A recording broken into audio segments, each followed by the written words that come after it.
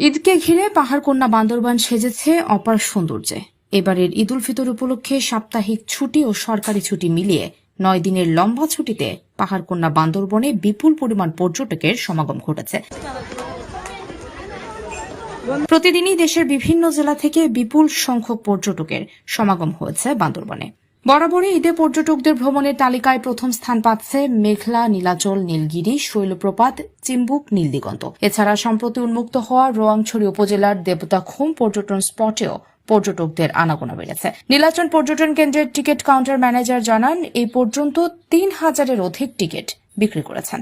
ঈদের লম্বা ছুটিতে ঘুরতে আসা পর্যটকরা জানান, একটা লম্বা গ্যাপ পাইছি, ফ্যামিলিকে সময় দিতে পারি না, জবের জন্য সময় দিতে পারি না, তো ফ্যামিলিকে নিয়ে, সবাইকে নিয়ে, বাবা মা ওয়াইফ বাচ্চাকে নিয়ে ঘুরতে আসছি।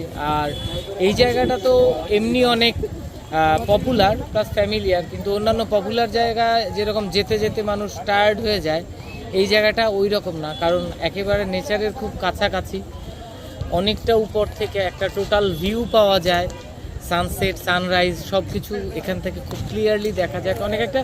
একটা স্বাভাবিক ভাষায় বলার মতো কিছু নাই, হয় না যে অনুভূতিটা বলা যাচ্ছে না, এত সুন্দর এখানকার অনুভূতিটা আর কি এরকম।